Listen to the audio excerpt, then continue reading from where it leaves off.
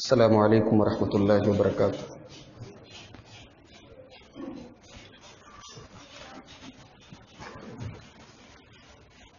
الحمد للہ رب العالمین والصلاة والسلام علی سید الانبیاء والمرسلین وعلی آلہ وصحبہ اجمعین، اما بعد فاعوذ باللہ من الشیطان الرجیم، بسم اللہ الرحمن الرحیم۔ ارأیت الذی یکذب بالدین فذلک الذی یدع الیتیم ولا یحض علی طعام المسکین فویل للمصلین الذین هم عن صلاتهم ساہون الذین هم یراؤون ویمنعون الماعون۔ محترم حاضرین، قرآن مجید کی چھوٹی چھوٹی سورتوں میں سے ایک سورت سورۃ الماعون میں نے آپ کے سامنے تلاوت کی۔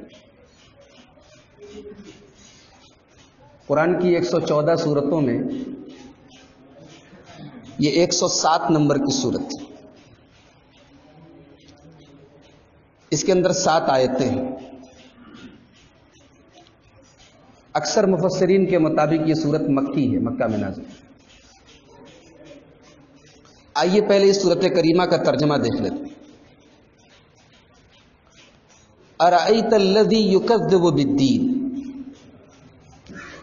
کیا آپ نے نہیں دیکھا، کیا آپ نے دیکھا اس شخص کو جو حساب و کتاب کو جھٹلاتا ہے، جو قیامت کے دن کو جھٹلاتا ہے؟ فذلک الذی یدع الیتیم، یہ وہی ہے جو یتیم کو دھکے دیتا ہے۔ ولا یحض علی طعام المسکین، اور یہ وہی ہے جو غریب اور مسکین کو کھانا کھلانے پر ابھارتا نہیں ہے۔ فویل للمصلین، پس بربادی ہے نماز پڑھنے والوں کی۔ الذین هم عن صلاتهم ساہون، وہ نماز پڑھنے والے جو اپنی نماز سے غافل ہیں۔ الذین هم یراؤون، جو ریاکاری کرتے ہیں۔ ویمنعون الماعون، اور معمولی معمولی چیزیں بھی لوگوں کو دینا نہیں چاہتے، انکار کرتے۔ یہ اس سورت کریمہ کا آسان سا ترجمہ میں نے آپ کے سامنے کیا۔ اس سورت کے اندر اللہ تبارک و تعالی نے جھوٹی دینداری، نمائشی دینداری، دکھاوٹی دینداری پر چوٹ کی۔ ایک انسان ہے جو دین کو مانتا ہی نہیں، بہت برا ہے وہ، لیکن ایک آدمی وہ ہے جو دیندار بننے کا ناٹک کرتا ہے، جو بہت بڑا اپنے آپ کو دیندار سمجھتا ہے، مگر اس کے اندر یہ کوالٹیز پائی جاتی ہیں جو اللہ تعالیٰ نے سورۃ کریمہ کے اندر بیان کی۔ ارأیت الذی یکذب بالدین، اے میرے نبی، اے میرے رسول، کیا آپ نے اس آدمی کو دیکھا؟ الذی یکذب بالدین، جو دین کا انکار کرتا ہے، جو دین کو جھٹلاتا ہے۔ انکار کرنا ایک الگ چیز ہوتی ہے، انکار کو عربی میں کفر بولتے ہیں۔ یہاں انکار کا لفظ استعمال نہیں کیا گیا۔ الذی یکذب بالدین، جو دین کو جھٹلاتا ہے. دیکھیے، ایک ہوتا ہے کہ میں آپ کی بات نہیں مانتا، اور ایک یہ ہوتا ہے کہ میں جانتا ہوں کہ آپ سچ بول رہے ہیں لیکن میں کہہ رہا ہوں کہ آپ جھوٹے ہیں. اس کو کہتے ہیں جھٹلانا. یہاں کافر کا ذکر نہیں ہو رہا ہے، یہاں جھٹلانے والے کا، مکذب کا ذکر ہو رہا ہے. ارأیت الذی یکذب بالدین، کیا آپ نے اس آدمی کو دیکھا جو دین کو جھٹلاتا ہے؟ دین کس کو کہتے ہیں؟ دین کا ایک مطلب تو پورا دین ہے، پورا اسلام ہے، پورا مذہب ہے. اور دین کا ایک معنی ہوتا ہے حساب کتاب. اسی سے ایک لفظ بنا ہے دین. دین کے معنی عربی میں ہوتے ہیں لون، قرض. آپ جب کسی کو قرض دیتے ہیں تو جواب میں وہ بھی آپ کو کچھ دیتا ہے نا. آپ کسی کو 10 روپیہ ادھار دیتے ہیں تو اس امید کے ساتھ دیتے ہیں کہ وہ آپ کو واپس 10 روپیے دے گا. قیامت کے دن جو حساب و کتاب ہوگا اس کو بھی دین کہا گیا ہے قرآن. اسی لیے ہم لوگ جب سورہ فاتحہ پڑھتے ہیں تو سورہ فاتحہ میں ہم اللہ تعالیٰ کی ایک صفت بیان کرتے ہیں، مالک یوم الدین، قیامت کے دن کا مالک ہے، وہ حساب کے دن کا مالک ہے. تو قیامت کا دن حساب کا دن ہے، بدلے کا دن ہے. وہاں کسی کی مزدوری ماری نہیں جائے گی. دنیا میں ہو سکتا ہے نیکی کا پھل نہ ملے، دنیا میں ہو سکتا ہے گناہ کی سزا نہ ملے. کل نفس ذائقۃ الموت وانما توفون اجورکم یوم القیامہ. سورہ آل عمران کی آیت نمبر 185 میں اللہ نے فرمایا، میرے بندو، ہر نفس کو مرنا ہے، ہر انسان کو مرنا ہے. وَإِنَّمَا تُوَفَّوْنَ أُجُورَكُمْ يَوْمَ الْقِيَامَةِ. ہو سکتا ہے کہ دنیا میں تم مر جاؤ، تمہارا انتقال ہو جائے، تمہاری موت ہو جائے، تمہاری نیکیوں کا پھل تمہیں نہ ملے. ہو سکتا ہے کہ دنیا میں تمہاری غلطیوں کی، تمہارے گناہوں کی سزا تمہیں نہ ملے. لیکن میرے بندو، قیامت کا دن آنے والا ہے.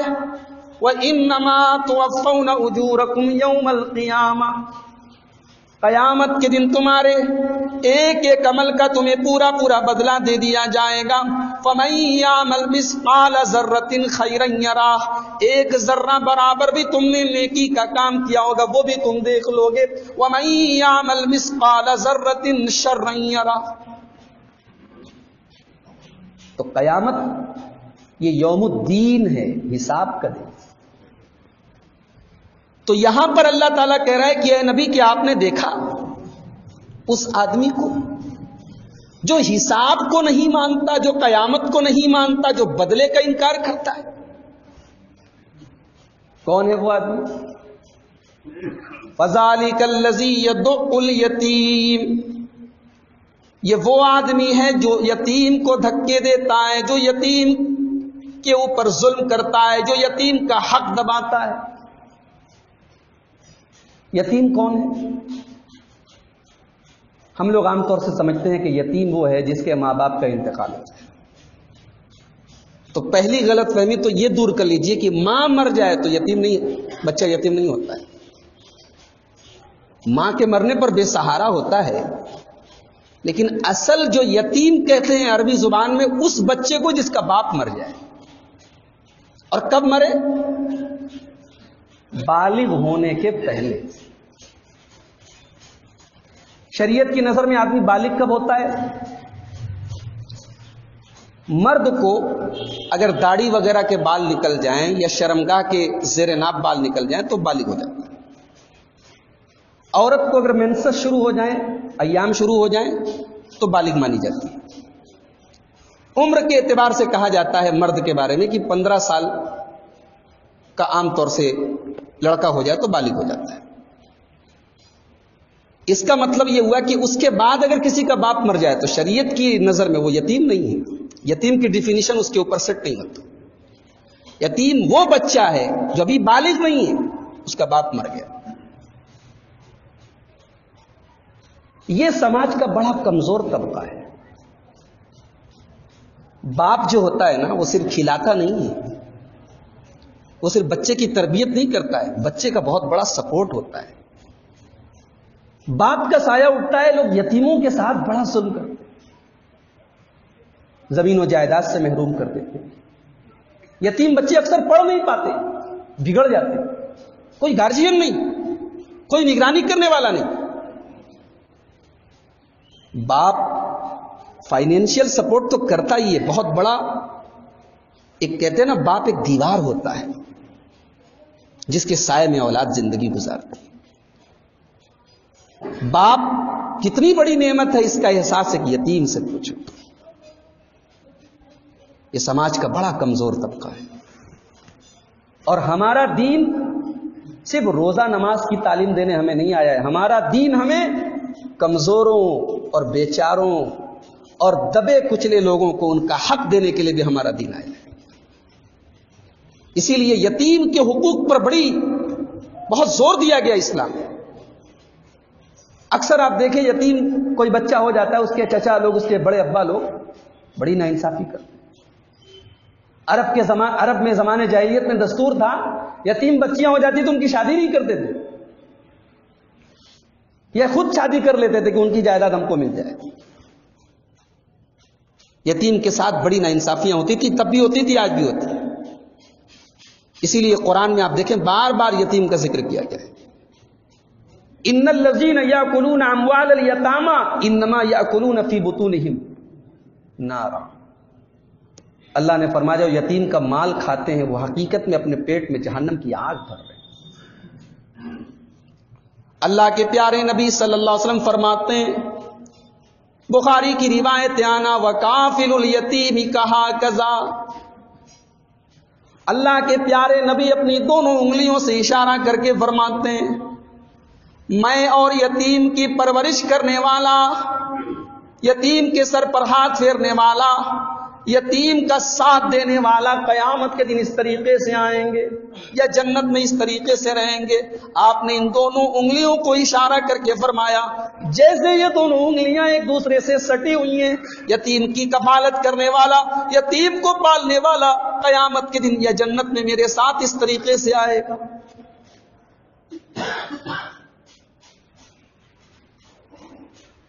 ایک صحابی اللہ کے نبی کے پاس آتے ہیں، اے اللہ کے نبی مجھے ایک تکلیف ہے، مجھے اپنا دل بڑا سخت محسوس ہوتا ہے، مجھے اپنے دل کے اندر بڑی سختی، بڑی کٹھورتا محسوس ہوتی ہے، مجھے ایسا لگتا ہے کہ میرا دل بہت سخت ہو گیا ہے، کٹھور ہو گیا ہے۔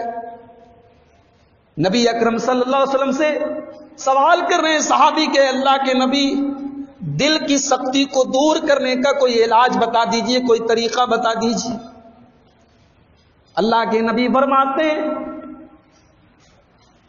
اگر تم یہ چاہتے ہو ان یلین قلبک کہ تمہارا دل نرم ہو جائے، تمہارے دل کی سختی دور ہو جائے، تمہارا دل جو پتھر ہو گیا ہے وہ موم ہو جائے، فامسح برأس الیتیم، تو تم یتیم کے سر پر، کسی یتیم کے سر پر ہاتھ پھیر لو، کسی یتیم کی پرورش اپنے ذمے لے لو، کسی یتیم کا خیال رکھنا شروع کر دو۔ آج ہمارے سماج میں بڑے بڑے دیندار ہیں، ان کے گھر میں، ان کے خاندان میں یتیم بچے، ان کے سر پر ہاتھ پھیرنا تو بڑی دور کی بات ہے، بس چلے تو ان کا مال ہڑپ لیں، بس چلے تو ان کی زمین ہڑپ لیں، اتنا خود غرض ہو چکا ہے انسان۔ اللہ کی نظر میں جہاد کی اپنی اہمیت ہے، لیکن یتیم اور بیوہ کا خیال کرنا یہ کبھی کبھی یہ بہت بڑا جہاد بن جاتا ہے۔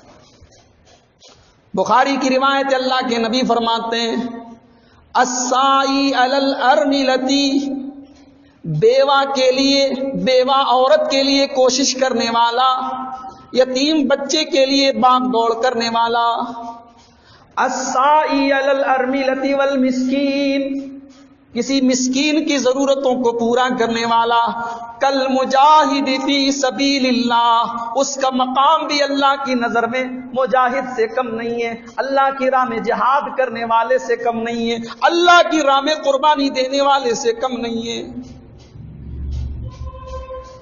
آج ہمارے سماج میں یہ جہاد نہیں ہو رہا ہے. یتیموں کے لیے یتیم خانے کھولے جا رہے ہیں، مگر کون کھول رہا ہے؟ وہ لوگ کھول رہے ہیں ان کے یہاں یتیم کی اتنی فضیلت نہیں بتائی گئی. ہماری ساری انرجی، سال میں 2-4 جلسے ہو گئے، بڑی بڑی کانفرنسیں ہو گئی، کچھ مدرسے کھول لیے، بس. ٹھیک ہے، یہ بھی ایک ضرورت ہے، لیکن ہمارے دین میں جب یتیم کے حقوق کی اتنی بات کہی گئی ہے تو یتیم کا خیال کرنا یہ ہماری ذمہ داری ہے. ہماری نمازیں، ہمارے روزے، ان کی اہمیت اپنی جگہ ہے، مگر ایک آدمی نمازی ہے، دیندار اپنے آپ کو کہتا ہے، لیکن یتیم کو دھکے دیتا ہے، یتیم کا حق دباتا ہے، اللہ کی نظر میں بہت بڑا ظالم ہے. وَلَا يَحُضُّ عَلَىٰ طَعَامِ الْمِسْكِينِ. اور اے نبی، وہ آدمی بھی دین کو جھٹلاتا ہے جو غریب کو کھانا نہیں کھلاتا ہے، جو غریب کو کھانا کھلانے پر لوگوں کو ابھارتا نہیں ہے، جو بھوکے کو کھانا کھلانے پر لوگوں کو ابھارتا نہیں ہے. دنیا میں کروڑوں لوگ ہیں جو بھوک مری کی وجہ سے مر جاتے. دنیا میں کتنے ملک ایسے ہیں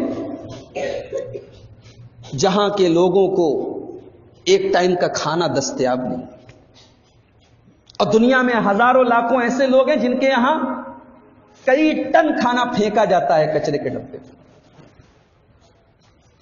اسلام ہمیں خود غرضی کی تعلیم نہیں دیتا ہے کہ ہم پیٹ بھر کے کھائیں، ہمارا پڑوسی بھوکا ہے. اللہ کے نبی صلی اللہ علیہ وسلم فرماتے ہیں، صحیح مسلم کی روایت ہے، جب تم سالن بناؤ، جب تم کھانا بناؤ تو اللہ کے نبی تعلیم دے رہے ہیں کہ تم سالن میں پانی بڑھا دو، تم اپنی گریوی بڑھا لو، سالن بڑھا لو، تاکہ تمہارا پڑوسی اگر بھوکا ہے تو اس کو کھانا مل جائے. یہ اسلام کی تعلیم ہے. عبداللہ بن سلام یہودیوں کے بہت بڑے عالم ہیں. ان کو پتا چلتا ہے کہ محمد نام کے کوئی آدمی مکہ سے مدینہ آئے ہیں، وہ اسلام کی دعوت دے رہے ہیں، اسلام کی تبلیغ کر رہے ہیں. عبداللہ ابن سلام چپکے سے آتے ہیں، اللہ کے رسول کی باتوں کو سننے لگتے ہیں، کان لگا کہ اللہ کے نبی کی باتوں کو سن رہے ہیں. عبداللہ بن سلام کہتے ہیں، پہلا جملہ جو میں نے رسول اکرم کی زبان سے سنا، پہلا جملہ میرے نبی کی زبان سے جو میں نے سنا وہ یہ تھا، ایھا الناس افشوا السلام واطعموا الطعام وصلوا الارحام وصلوا باللیل والناس نیام تدخلوا الجنۃ بسلام. عبداللہ بن سلام کہہ رہے ہیں کہ میں نے اپنے نبی کی زبان سے پہلا جملہ یہی سنا کہ اے لوگو، سلام کو پھیلاؤ، سلام کو بڑھاوا دو، وَأَطْعِمُوا الطَّعَامَ، غریبوں کو بھوکوں کو کھانا کھلاؤ، وَصِلُوا الْأَرْحَامَ، اپنی رشتہ داریوں کو مضبوط کرو، رشتوں کو جوڑو، وَصَلُّوا بِاللَّيْلِ وَالنَّاسُ نِيَامٌ، اور رات کو جب لوگ آرام سے بستر پہ سو رہے ہو تو تم راتوں کو نماز پڑھو. اتنا کام کر دو، سلام کو پھیلاؤ، بھوکوں کو کھانا کھلاؤ، رشتہ داری کو جوڑو، اور رات میں تہجد پڑھو. یہ 4 کام کر لو تو اللہ کے نبی کیا فرما رہے؟ تدخلوا الجنۃ بسلام، تم بڑے آرام سے جنت میں چلے جاؤ گے. عبداللہ بن سلام کہتے ہیں کہ جب میں نے اپنے رسول کی زبان سے یہ جملے سنے، میں نے یقین کر لیا کہ یہ اللہ کے سچے رسول ہیں. میں نے کلمہ پڑھ لیا، میں اسلام لے آیا. ہمارے نبی کی بیسک تعلیم میں سے ایک تعلیم یہ ہے کہ کھانا کھلایا جائے. آج ہم لوگ اس پر محنت نہیں کرتے. سعودی عرب میں بڑے بڑے امیروں نے سڑکوں پر فریج رکھوایا ہے. وہاں بہت سارے لوگ پرسنلی بھی اور کچھ تنظیمیں بھی وہاں ایسا کام کر رہی ہیں، سڑکوں پر فریج رکھے ہوں گے. ہمارے یہاں فریج رکھا تو فریج ہی کوئی چور لے کے بھاگ جائے گا. فریج کیوں رکھا ہے؟ آپ کے گھر میں کھانا بچے، آپ جا کے فریج میں رکھو. اب اس کھانے کو ڈیلی وہ کلیکٹ کریں گے اور اس کو غریب بستیوں میں لے جا کے غریبوں کو کھلائیں. کھانا اگر آپ کے یہاں بچ رہا ہے، آپ کچرے میں پھینکیے مت، ویسٹ مت کیجیے، شاید کسی کا پیٹ بھر جائے. ایسی بھی سوچ ہوتی ہے میرے بھائی، ایسا بھی یہ بھی کام ہے. ہماری نظر میں یہ کام نہیں. ہم سے زیادہ یہ سارے کام آج غیر مسلم کر رہے ہیں.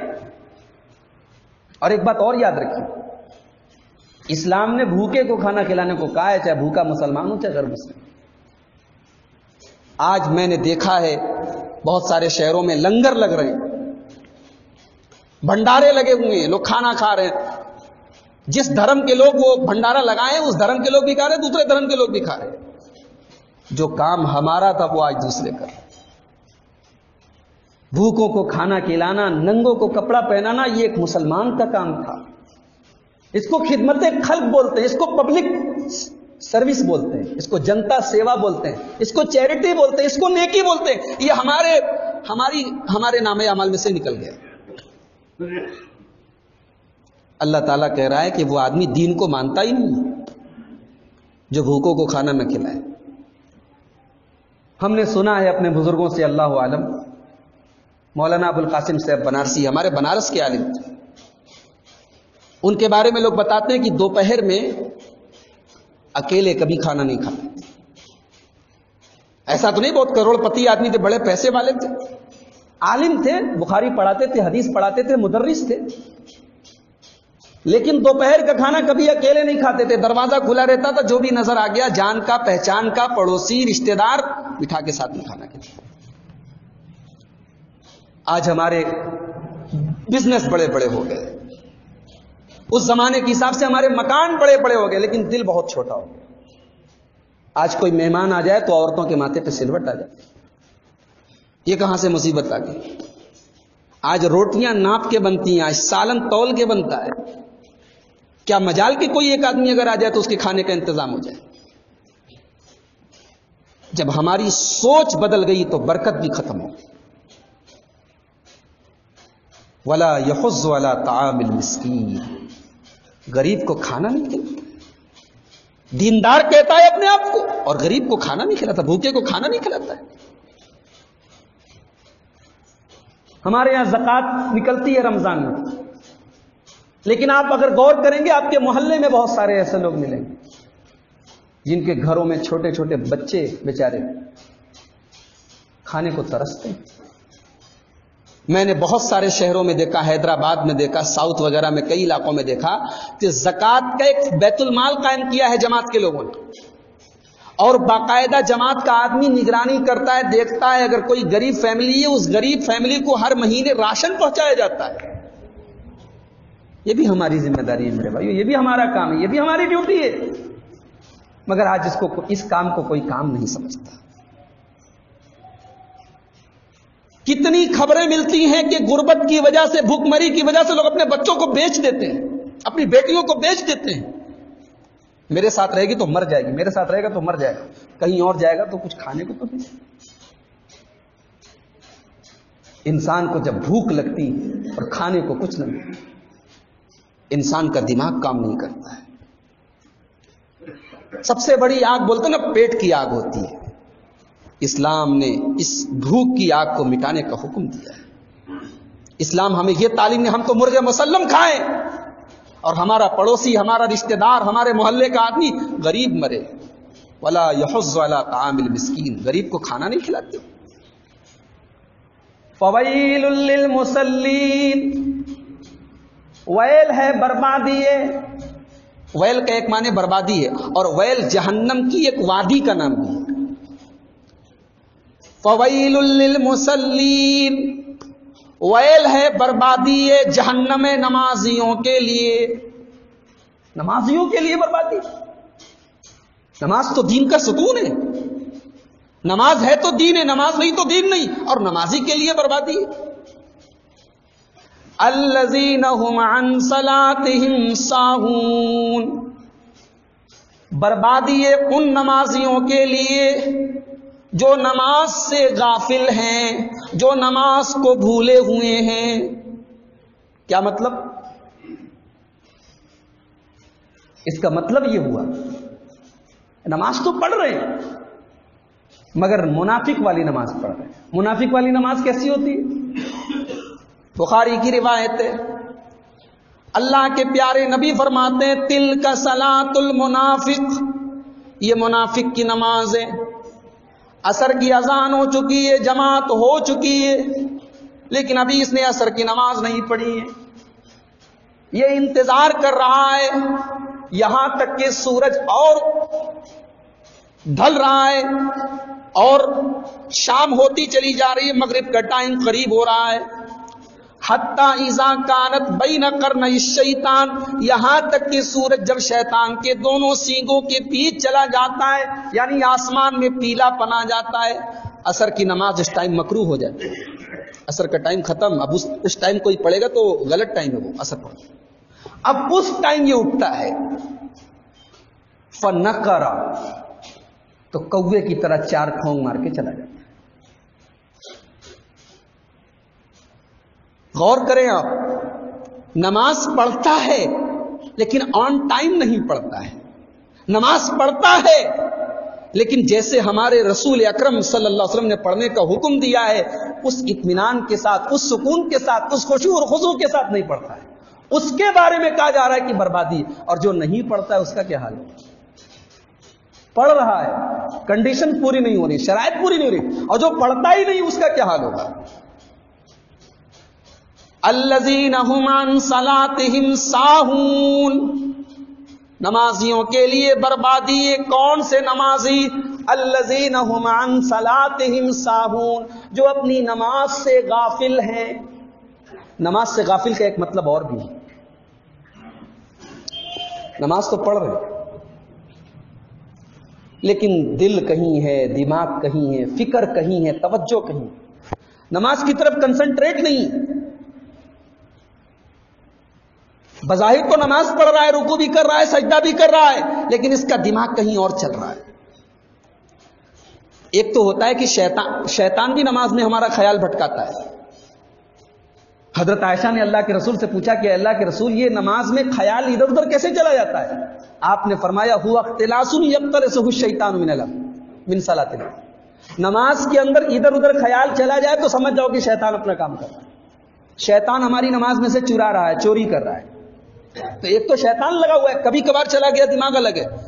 اور ایک ہوتا ہے کہ ہم جب نماز پڑھ رہے ہیں ہماری توجہ نماز کی طرف لگی نہیں رہی.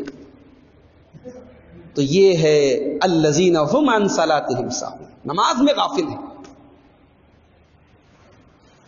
الذین هم یراؤون، یہ وہ لوگ ہیں جو ریاکاری کرتے ہیں، دکھاوا کرتے ہیں، جو اس لیے نماز نہیں پڑھتے ہیں کہ اللہ کا حکم ہے، 5 ٹائم کی نماز فرض ہے، وہ اس لیے پڑھتے ہیں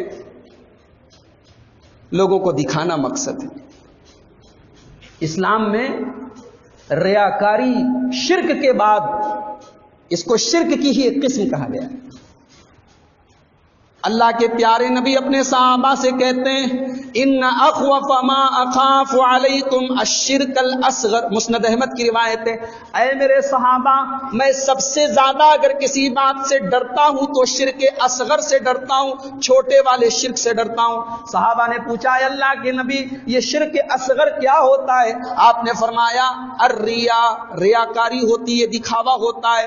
آدمی نماز پڑھتا ہے دکھاوے کے لیے، زکوٰۃ دیتا ہے دکھاوے کے لیے، حج کرتا ہے دکھاوے کے لیے، ریاکاری کرتا ہے. اور یہ سب سے بڑا یہ شرک اصغر ہے، یہ چھوٹا والا شرک ہے. اتنا بڑا گناہ، اس کو شرک کہا گیا.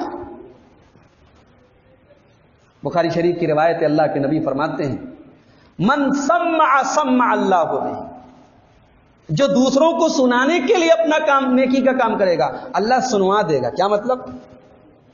کیا مطلب؟ من سمع اللہ بھی، جو لوگوں کو سنانے کے لیے، لوگوں کو دکھانے کے لیے کوئی کام کرے گا، اللہ دکھا دے گا. کیا مطلب؟ مطلب یہ ہوا کہ اللہ تعالیٰ واقعی میں دنیا کے سامنے اس کی پوزیشن کلیئر کر دے گا کہ یہ آدمی دیندار نہیں تھا، یہ ریاکار تھا، یہ دکھانے کے لیے سب کام کرتا تھا. اللہ اس کی پوزیشن واضح کر دے گا، دکھا دے گا، اس کو ذلیل کر دے گا. اللہ ہم سب کو ریاکاری سے بچائے. انسان کی نیت، کہا گیا نا حدیث میں، بخاری کی پہلی حدیث یاد ہے کہ نہیں آپ کو؟ انما الاعمال بالنیات، عمل کا دار و مدار نیت پر ہے. نیت بدل جاتی ہے، اچھا عمل خراب ہو جاتا ہے. تو نیت کی اصلاح کریں، ریاکاری سے بچیں. قرآن کریم کو 29ویں پارے میں اللہ تعالیٰ نے اپنے کچھ متقی اور جنتی بندوں کا ذکر کیا ہے. وَيُطْعِمُونَ الطَّعَامَ عَلَىٰ حُبِّهِ مِسْكِينًا وَيَتِیمًا وَاسِیرًا، میرے نیک بندے کھانا کھلاتے ہیں مسکین کو، یتیم کو، قیدیوں کو کھانا کھلا رہے ہیں، غریبوں کو، بھوکوں کو کھانا کھلا رہے ہیں، کھانا بھی کھلاتے جا رہے ہیں اور یہ کہتے بھی جا رہے ہیں انما نطعمکم لوجہ اللہ لا نرید منکم جزاء ولا شکورا، اے اللہ کے بندو ہم تمہیں کھانا ضرور کھلا رہے ہیں لیکن یہ نہ سمجھنا کہ ہم تم سے کوئی بدلہ چاہتے ہیں، ہم تم سے کوئی شکریہ چاہتے ہیں، ہم تمہیں صرف اور صرف اللہ کی رضا کے لیے، اللہ کو راضی کرنے کے لیے کھانا کھلا رہے ہیں۔ کبھی بھی نیکی کرو کسی کے ساتھ،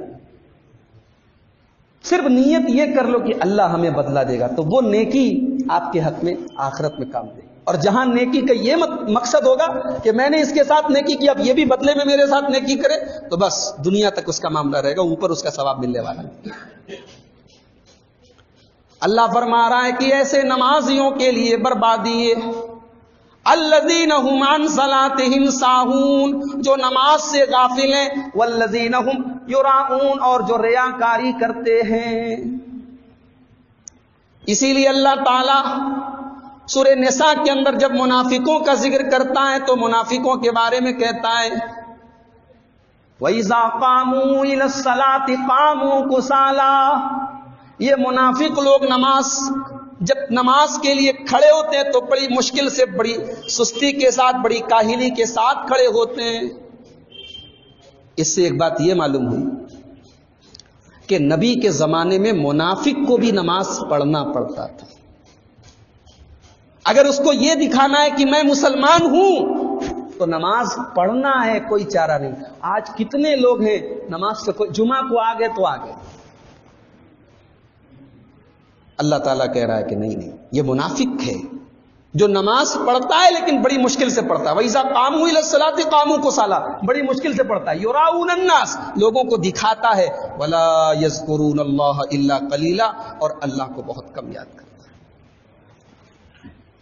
اور آخری آیت میں اللہ نے فرمایا وَيَمْنَعُونَ الْمَاعُونَ، اور بربادی ہو ان نمازیوں کے لیے جو معون بھی کسی کو نہیں دیتے۔ معون کس کو بولتے ہیں؟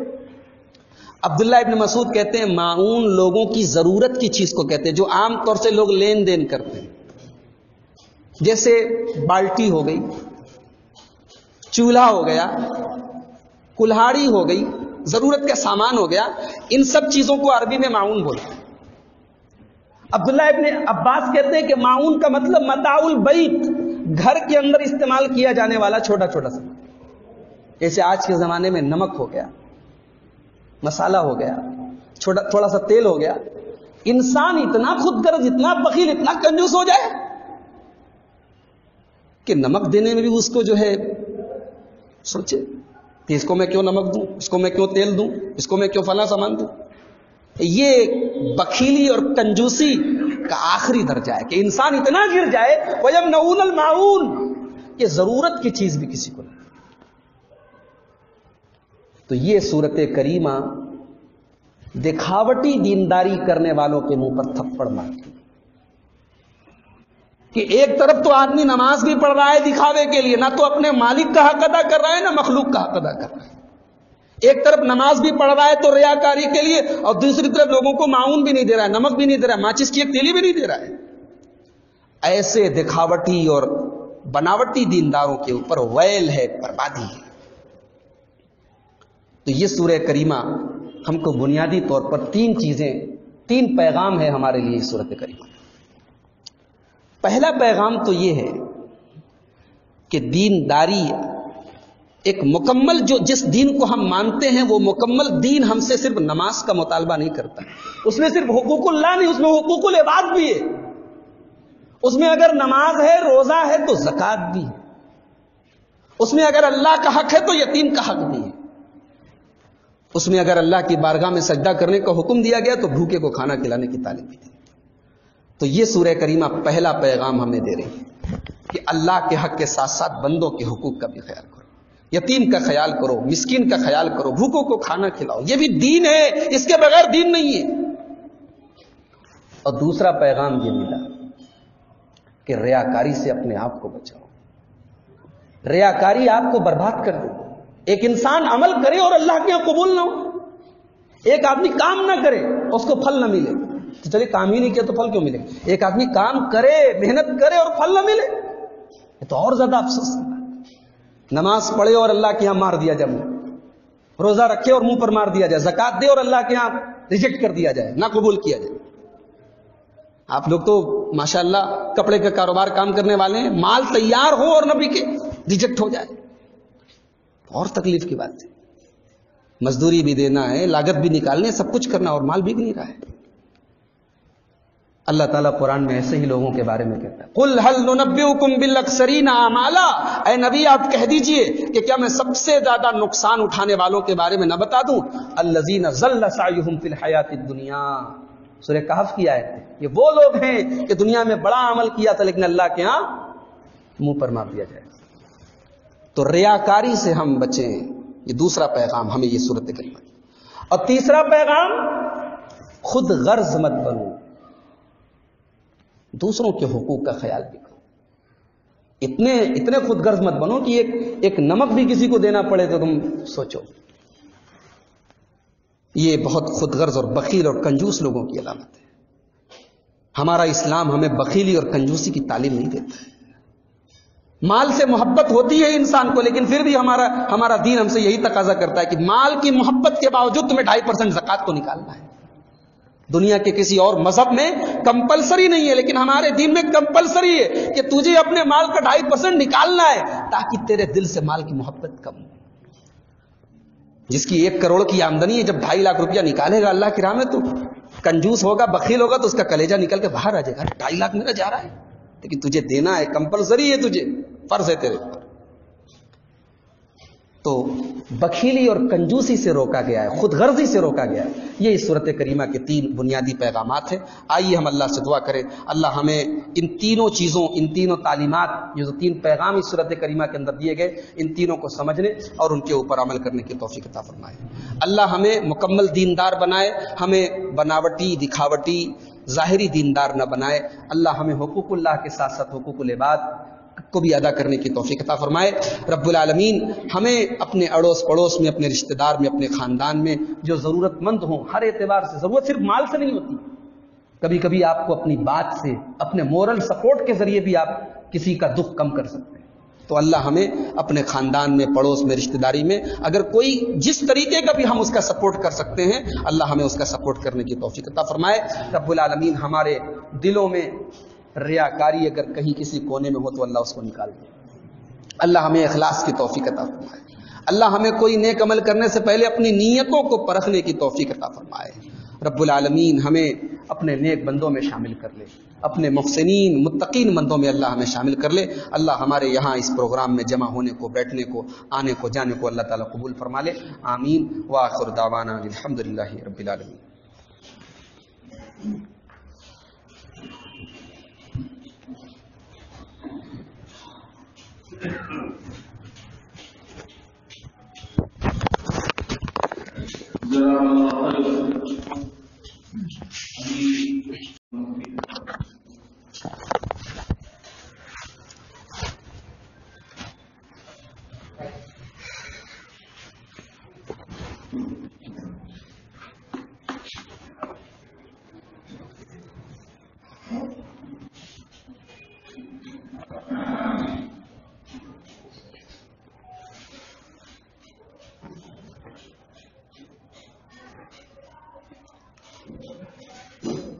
السلام علیکم ورحمۃ اللہ وبرکاتہ.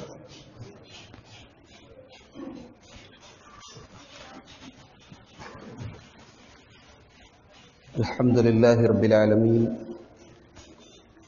والصلاة والسلام علی سید الانبیاء والمرسلین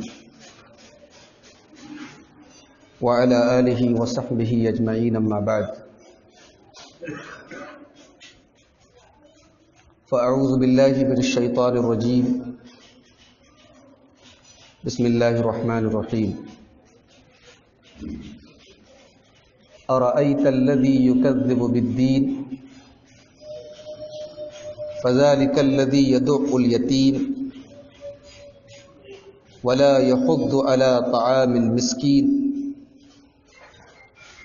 فويل للمصلين الذين هم عن صلاتهم ساهون الذين هم يراءون ويمنعون